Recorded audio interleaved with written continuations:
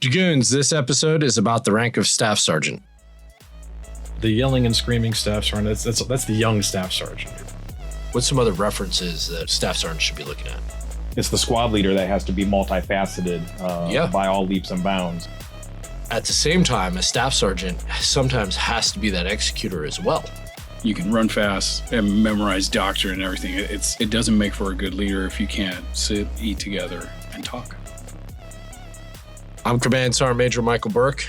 I got a little bit of feedback from one of our listeners, and they said that the thing they enjoyed about the podcast, other than the kind of leader professional development aspect of it, was a lot of the stories that I shared on the episode. So in this podcast, when we talk about Staff Sergeants, I thought I would talk about one of the best Staff Sergeants I've ever worked with. While we were sitting in RR, Saudi Arabia, waiting for the invasion of Iraq in 2003, we trained relentlessly. Obviously, the heat was pretty sweltering. Where we thought we'd maybe just be sitting for a couple weeks, we ended up sitting for the better part of a month. And the thing that, Staff Sergeant Mark taught me was, as a team leader at the time, was he would sit down and he would have a discussion with us team leaders. And he'd say, hey, what do you think we need to work on today? And then from that, we would kind of drive the training plan for the day. Then at the end of the day, we would always sit down as a squad, kind of over dinner, usually MREs or maybe some kind of C-rats. We would sit down and we would talk about the entire day from start to finish. The other thing was I was always just fascinated by how much he developed himself.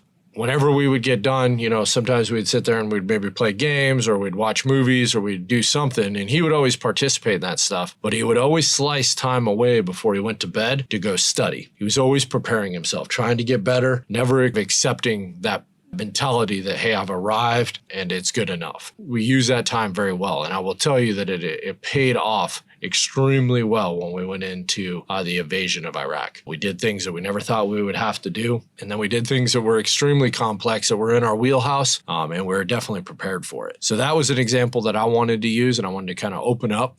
Before I ask the same question of all the participants in today's podcast, I'm going to have them introduce themselves. Sergeant First Class Jason Matthews, 2CR Headquarters. I'm the training advisor for the regiment.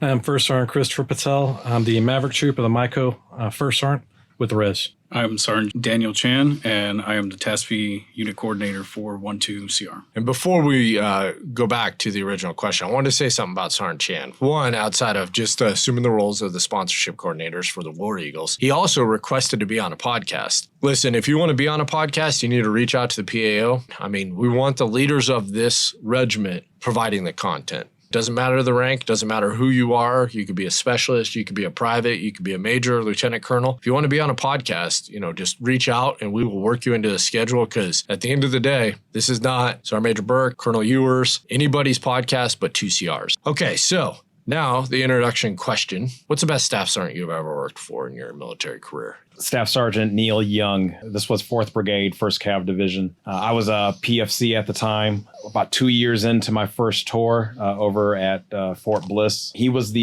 honestly the first NCO that gave me an initial counseling and then guided me with monthly counselings thereafter. So he's the one that developed me as almost the NCO I am today. He has successfully retired after 22 years in the United States Army. I do thank him for that. The counseling that he gave you, what did it look like? How did it go? It wasn't anything that was like typed out or copy and pasted. It was a one-on-one, true counseling ensuring that you are a value member added to the team, and then also two, developing you to be the next soldier, the next NCO. It was driven not only for personal development but also professional development at the same time. That's something that you've replicated throughout your career with all your soldiers. Oh, most definitely. And I've even gone above and beyond. And of course, as technology has, allowed us when it comes to conducting NCOERs, if I have an NCO that when I was a platoon sergeant, I had an NCO graduate, either, top of the class in the school, distinguished honor grad or whatnot. Nobody knows that you can actually upload that 1059 to the NCOER as an enclosure, so that way, the board actually sees that when it comes for convening of staff sergeants for the Sergeant First Class board. Documentation. No, it's great. Okay, how about you, First Sergeant Patel? Yeah, I got to harken way back to my days as a 13 Fox, but I know exactly who that is. It's Staff Sergeant Craig Jacobson. Okay. He was my team leader for almost 2 years. First as a Colt when he was a sergeant, He got promoted to staff sergeant, and we moved over to a B-Fist. And this was with What 3 the ID heck's a back at Stewart. B-Fist? It's a Bradley fire support vehicle. Ah, okay. So just like a regular Bradley, but with some extra gadgets in it and Okay. a lot more comfortable. See, you learn something new every day. Similar to Sergeant Matthews, I kind of got passed around when I first got there to a couple of young sergeants, and I finally landed on Sergeant Jacobson's team.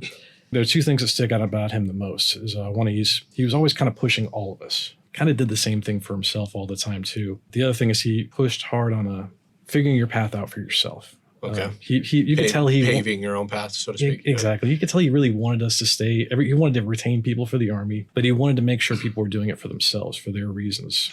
So understanding their why. Yes, exactly, Sergeant Major. Exactly. Okay. Man, I love this stuff. All right, Sergeant Chan, how long have you been in the Army? I've been in the Army just a little over 4 years now, Sergeant Major. 4 years. Okay. So process elimination. Whoever's listening to this podcast, it's going to be a couple. They're probably staff sergeants. So we could ask you to tell us about the bad one. That would actually be super interesting. No. No. We'll tell No. you. We'll come back to that. Only sunshine and rainbows, Sergeant Major. Yeah, right. Sunshine and rainbows. All right. So the best staff sergeant you've ever worked. He came in like a hurricane when I was at 10th Mountain. He had just come in from being a drill sergeant, so he hated all the privates. But he Public disclaimer: drill sergeants do not hate privates. Yes, no, they do not. They do not. He would hit things on the head, take care of things immediately. I had been going through a couple of things. I'd been trying to go see the chaplain, and he told my team leader, he's like, stand outside the chaplain's office until the chaplain returns. Just day one, he was like, I want to take care of my soldier, and I want to let him know that, like, yeah, I'm coming in, and I'm coming in strong. But he's like, hey, you got a problem, something, we're family, I'm going to take care of you. It brings us right into the conversation. Every single one of you has talked about the staff sergeants, and the ownership is a key thing that we're kind of talking about here, is that we're talking about a bunch of staff sergeants that took ownership of their squads. Sergeant Major of the Army, he's got the initiative, this is my squad. But your squad's not just the squad. My wife's part of my squad.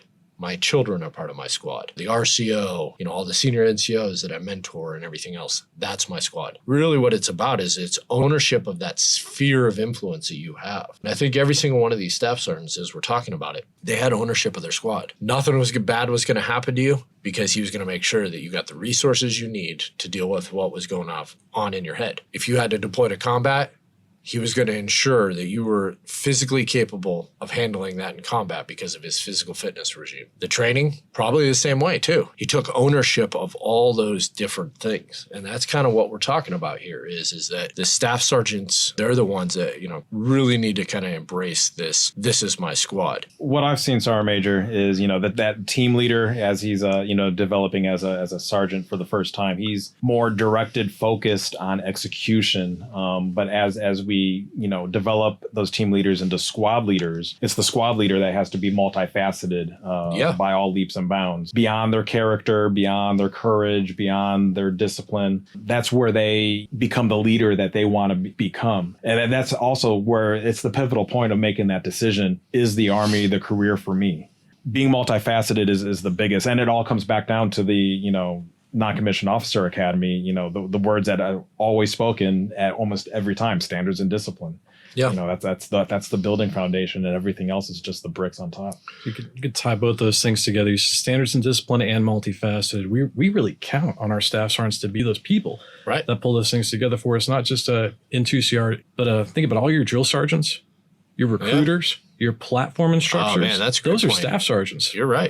Those are the people who are really creating the next generation. And likewise, as a young sergeant, I think every one of us, as a young sergeant, we had that staff sergeant we looked up to, that we counted on to kind of provide that first level of mentorship. That's the first people that are really building NCOs for us, too. So your staff sergeants generate the force. Yeah. And they build the young NCO corps. 2CR, you think of all these positions we pay out of hide. Most of the time, sponsorship coordinators at the squadron level are staff sergeants. DTS, staff sergeant. Schools, staff sergeant. S3 probably has a collection of staff sergeants that are kind of running the show in there. All non-MTO positions that all troops all kind of gave up to help the squadron. That's a good work. point. So when we talk about that difference, and Sergeant Matthews, I think you put it really, really well. The sergeants are the executors.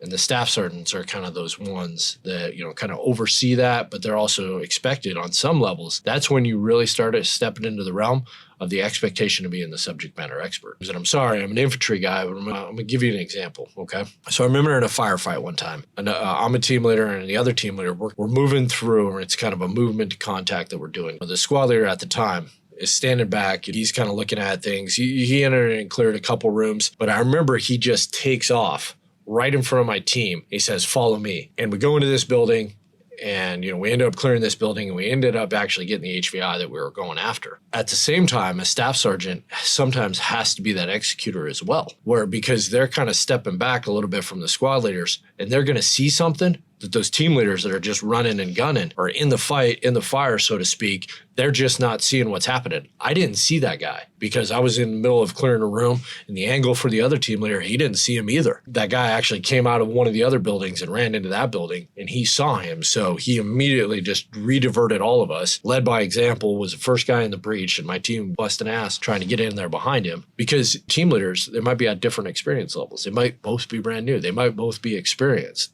Shan, what do you kind of think as far as talk about the staff sergeant directive? One of the quotes just really came to me as, I love quotes. This room of experience was speaking. It was actually from the Infantryman's Journal from 1954. Okay. No man is a leader until his appointment is ratified in the minds and hearts of his men. So you went back and you referred to the staff sergeant, took you over to the chaplain. There's a lot of different ways to build trust and respect. Yes. I would say that probably following that, he had your trust. Yes. And then, they had the foundation of building respect as well. You're not somebody's leader unless they have respect and trust for you. And there's a lot of different ways to build trust and build respect. But I think we can all agree, especially in times like these. I think everybody, needs to know somebody cares about them. And I think a great person to start is that staff sergeant. I don't think Sergeant Chan realized it, but you really hit the nail on the head of the absolute easiest way, in my opinion, to do that. Yeah. Because that staff sergeant, he invested in you.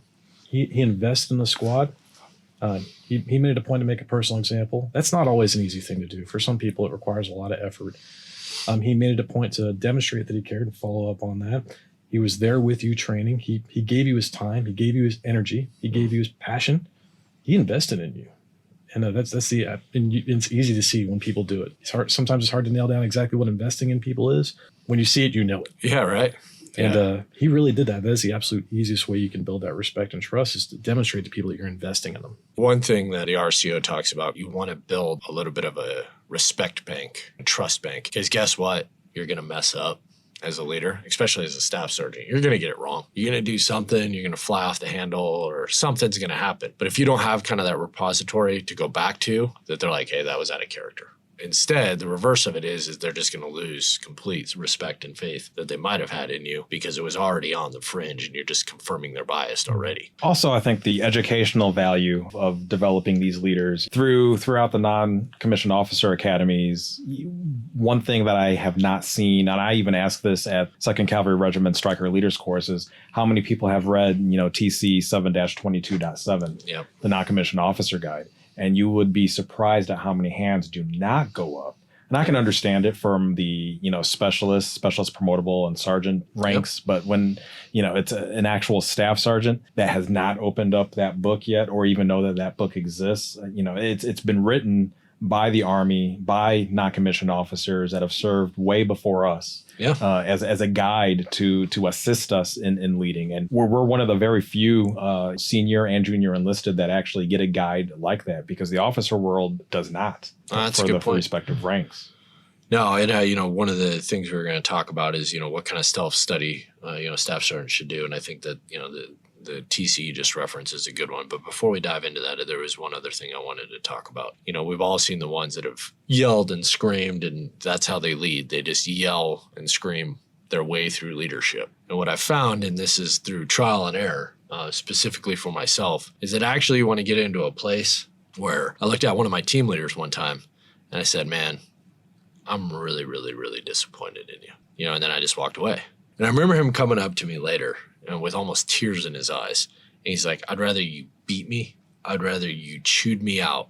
Please don't ever say that to me again, because that is the worst thing that you've ever said to me. And I find I kind of felt bad. I was like, oh my gosh, what did I do? And I had to actually like go back and like think, what did I say? Like, what did I say to him? And then what I realized was actually, as opposed to the reverse where I'm constantly yelling and screaming and everything else, and eventually they just tune you out. I developed such a calm demeanor that when I just told him something as simple as, I'm disappointed in you, and that served more of a point than any other kind of yelling or screaming or anything else that I could have possibly done to get the point across that I was unpleased with his performance. That's something you grew into, though, too. It is, absolutely. Yeah. I did not get that right at first. Trust me. I was a very senior squad leader at that point. The yelling and screaming staff sergeant, that's the young staff sergeant who hasn't figured out how to do that yet. Absolutely. Now, if they're still doing that when they're a senior staff sergeant, about to be a sergeant first class, then we've got some problems we're going to work through. But first sergeant, that's the reason we do professional development stuff. One of the reason we do these podcasts is we are trying to get people to make that professional development leap quicker, so that they don't spend that first year being that yelling and that screamer, maybe the first couple months because they're just overwhelmed and they don't understand, what their job is. But then very quickly they realize that's not what I need to be, especially when you translate that into combat. If you are yelling and screaming in combat all the time, you will lose confidence of everybody. People will not know when you're serious, when something's serious, or when something's bad's going to happen. And they will also mimic that behavior. And pretty soon your whole squad will just be running around screaming and yelling all the time, and it'll add chaos to chaos. I want to say just with the inverse side of that staff sergeant is very, very calm and very stoic. People also emulate that behavior too, and it'll help create some calm in those chaos moments, those combat scenarios. Okay, so let's come back to self-study. Sergeant Matthews, you referenced 1 TC. What's some other references that staff sergeants should be looking at? So definitely integrated weapon training strategy, which was launched last year.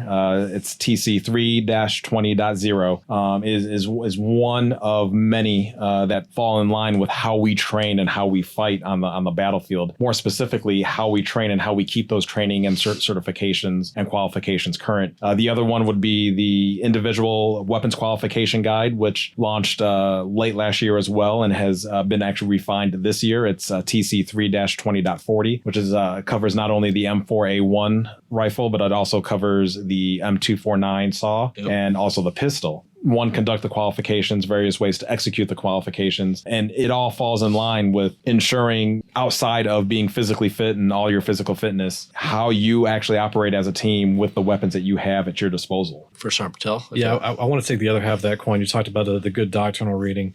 I want people reading their unit SOPs. Okay. I want people reading their unit SOPs because every unit operates just very differently. Even striker BCTs will operate very differently based on their especially where they're at in the world. We are very different than any other SBCT. And it makes a huge difference. And if you're out there listening and saying like, oh, all my SOPs are out of date, so get your SOPs up to date. Yeah. Don't wait for somebody to tell you to do it or somebody else to do it. If you identify that problem, you can fix it and you can help set that tone for how your unit operates. His SOPs are super important. Culturally in the Army, we have a bad habit of kind of building something like that and then sticking it on a shelf or sticking it on a shared drive and forgetting about it. Yep. And we're not doing ourselves any favor when we do that. As a staff sergeant, a great place to go is if you don't know, especially when we talk about like the unit stuff, go walk up to your S3 shop and ask them, hey, can I get the latest copies of this? That's a great place because they are going to be in the co-op section. They're going to be the ones that are going to have all that documentation that you're looking for. And as far as the doctrine, well, ATN, that's where you go. Whatever you're in charge of, you're going to be able to look up all your metal tasks. You're going to be able to look up, this is what the TLNOs are for whatever kind of unit that I'm talking about. Sorry, but I'm going to go on a little bit of a tangent here, okay? I appreciate it, and I'm sure it was a lot of fun. But I was watching this squad leader, and he posted something on social media, and he was basically doing like a 3-gun challenge on a range. So, or a rifle shoot, then they would do a pistol shoot, and then they would do a shotgun shoot. Cool. I'm sure John Wick would be extremely, extremely proud. But at the end of the day, we don't need soldiers to do that shit. We just don't. I'm just being honest with you. A team leader, an 11 Bravo team leader, he might need to be able to manipulate his pistol and his rifle. And if he's a breech guy, okay, he needs to be able to do a shotgun. But not like that. But really the point that I'm trying to make is that if I asked that same squad and I went and pulled one of those privates and I took them out to a basic qual range, how would they shoot? How do their ammo pouches look? Can they change their magazines from the prone? Can they get to all these different ammo pouches and these ammo things from the prone? Okay, cool, they can do them standing. I will tell you that most of the time, you're not doing this stuff standing in combat. Okay, yes, great. They all looked really cool doing this 3-gun shoot, but at the basics, I guarantee you it was a shit show. So sometimes, you need to dig into the books. They exist for a reason, because that's what we need you doing. In combat, if you think your skill level is where it's not, that results in people dying. It really does. Before we start talking about outside the box and all the things and all the fancy things you can do outside the box, you better understand what's in the box first, and you better be a master at it. So sorry, kind of went on a tangent there. It's kind of one of those pet peeve things. But Sergeant Chan, what are you currently reading? 5 Levels of Leadership by John C. Maxwell. Okay. It's one of my favorites. Okay. And one of my favorite sayings is leave it better than you found it. As a Task B coordinator for the War Eagles, I inherited from my predecessor. I have very big shoes to fill. Yeah, you do. He did a phenomenal job. So it's just like, hey, is there anything that I can improve? And as everyone was talking about, like, hey, these TCs is doctrine. So TCs and doctrines are written by NCOs. If you see something that is wrong, or something that is not working the way that it could work, maybe you can add to that TC or add to that doctrine and make the wheel just get it greased a lot better. I guess you could say. Maybe it's not going to be something that it's like, well, I'm only here for 3 years, and it doesn't matter if I'm going to talk about this to whoever it is. It's not going to be instituted whenever or taken into effect when I'm here. So no, that's not the proper way to think. In my view, it's like, hey, if I can do something, or if I can start the change, then maybe, hey, 5 years from now or 10 years from now, soldiers can start benefiting from this program. I kind of got all that just from the 5 levels of leadership. Yep. It's always good, never stop learning. Staff sergeants that are listening to this, you better watch out, okay? Because Sergeant Chan is coming for your job. You got some good recommendations there, and there's a lot of different things. In fact, maybe you could actually start your own podcast. John Maxwell is a great resource. 360-Degree Leadership is probably by far one of my favorite books that he ever talks about, because sometimes as a squad leader, you don't think you're in control. But you have more power as a squad leader than you realize you do. It's all about the delivery. It's all about how you communicate with your peers and your superiors, and the trust and the respect. Because as a staff sergeant, that's where you really start to realize that, hey, you have influence and you can actually shape your entire troop and everybody else. You just need to understand how those relationships work, and when you're within the lines and when you're without the lines. The staff sergeant population, you are raising future NCOs, staff sergeants, sergeant first classes, first sergeants, and you are fundamentally the baseline they will establish their leadership on. They will emulate you. They will emulate the good or the bad. You don't get a choice in that matter. Everybody in this room remembers their first squad leader. Shoot, I think every single one of us talked about our first squad leader. Yeah, right. That was the staff sergeant we all went back to. In good and bad ways, and you want to be the good one. I would hate if somebody was like, so, Staff Sergeant Burke, when he was my squad leader, I just did everything opposite of he did because he was just a terrible squad leader. That's not what you want. What you want is they're emulating the good things, and they have tons of things to put in their tool bag of what they want to carry forward when they get to that position or they become an NCO as they go through their leadership journey. And it's absolutely a journey. Digging into doctrine and understanding all the different things that Sergeant Matthews was talking about, absolutely pivotal in that, because you might get done being a staff sergeant and you're like, enough's enough, I'm getting out of the Army. Okay, but what about all the soldiers that you raised? Eventually, they're going to go to combat. Eventually, they're going to be the leaders of our Army. How did you prepare them while you were their leader? I'll cycle it back around. You invested. Every day you go and you show up and you invest in your people. Yeah. If you're doing that on a daily basis, you're going to win. Yeah. All right. So a couple questions, and everybody can kind of comment on it. What's the biggest challenge you ever faced as a squad leader? I had the quintessential, why is this soldier in the Army? How did they even make it here soldier? Oh, gosh. When I was a squad leader in Korea. For the record, an absolutely gifted specialist. She came to the Army with 2 bachelor's degrees. She's incredibly smart.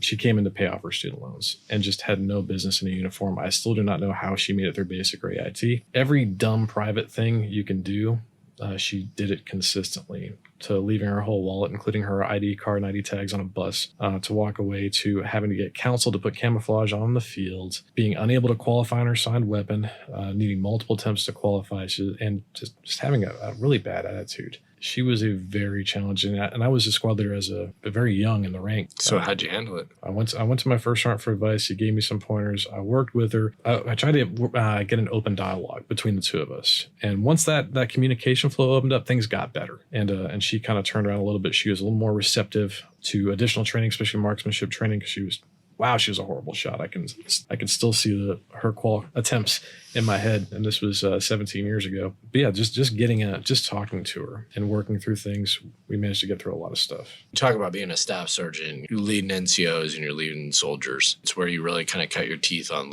different types of leadership styles, because you're gonna have to talk to every single one of your soldiers differently. You're gonna have to coach, you're gonna have to mentor every single one of your soldiers differently, and as a squad leader, you're gonna learn those lessons. I'm sure you did some things that were unsuccessful, in that process, but eventually you found a happy medium and got some tips, and you're able to turn around and make it successful. I don't know if she ever turned out to be a successful soldier, but she ended up staying in the Army a little longer. She became moderately successful, I'll call it that way, as an NCO, Okay. which is nice. A lot of that has to do with the staff sergeant picked her up after I left. He was pretty awesome too. But I will say, up to that point in time, I just reclassed out of field artillery, and I grew up in the same kind of old school mentality you kind of grew up in, where that shouting staff sergeant, right? Yeah. I was that guy at that point in time, and it was just completely ineffective with her. Yeah. And in a weird way, I owe her a lot for that, because she kind of forced me to grow as a leader. How about you, Sir Matthews? I think the most challenging was with 316 Cav Brigade at Fort Benning, being a staff sergeant and being a platoon sergeant as a staff sergeant for about 18 months prior to being pinned Sergeant First Class. Just due to the Army has a shortage of personnel, period. Being put in that role and trying to figure out exactly, all right, now I have these 54 soldiers underneath me, going through chapter process, which that was my first of like 19 times, dealing with the UCMJ actions, coming up with training plans, establishing training plans. Mind you, 316 Cav Brigade, we don't have platoon leaders. So it's really the platoon sergeant is the single role and the single point of failure, that's below the troop commander and the first sergeant.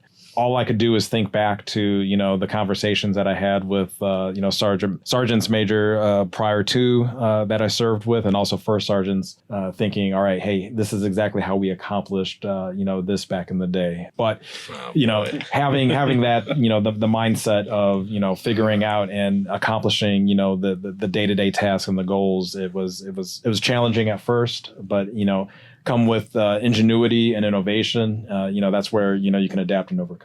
My biggest challenge is a staff sergeant. So I'm a new squad leader, and I'm trying to kind of build the team, getting ready to deploy again. And at this point, I don't know, it's probably deployment 4, maybe 5. And so we have a cookout, great time, great food, great people and everything else, just kind of building the team, because I was pretty new. And a couple of the soldiers' parents were there as well.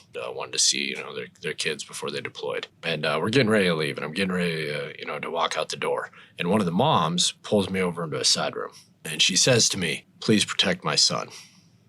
Bring him home alive." The weight that put on my shoulders, okay, I was probably 22, maybe 23 at this time. I don't even remember, to be honest with you. So I had multiple deployments before this, but it never ever quite hit me. I don't remember exactly what I said. I'm sure I probably had some bravado, Ranger, kind of, we're the best. We'll be fine. I've trained these men, blah, blah, blah, But afterwards in the car and then the drive home and everything else, I just remember like everything that was going through my mind. Have I trained enough? Have I done enough? Are they really ready? Am I ready? And I just remember that night not being able to sleep and sitting there just thinking about all these different things that we weren't ready for, I wasn't ready for, and that I needed to be better and I needed them to be better so that I can make sure that I brought every single one of my soldiers home from that deployment. And I will tell you that was a very challenging time in my career. As a young sergeant, just, being a team leader, I should have been thinking about that, but I didn't. No one had ever put that to me that way. Do you think you would have been more effective though if that weight had just been on you the whole time? Yeah, I don't know. And that's a good question. But I do remember that it definitely made me formalize a lot of things. I needed to really plan training.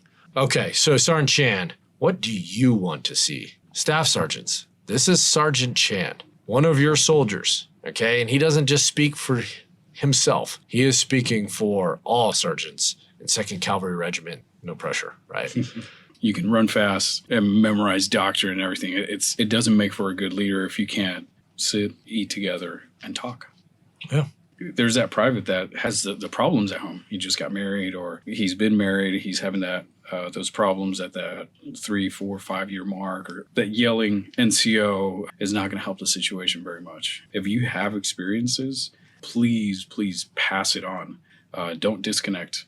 Some of your soldiers are going through things. If you yourself are going through things, be upfront about it. That honest conversation with your squad, with your team leaders, is going to mean a lot more than just giving them the cold shoulder and just be like, I got to deal with this on my own. I'm not going to talk to anybody about my problems. That's be transparent. And that's how you and that little family that you have right there as your squad, you are going to grow. You're going to become stronger. And any obstacle that comes your way, you're going to be able to take that head on. First Sergeant Patel, you got anything you want to kind of close with?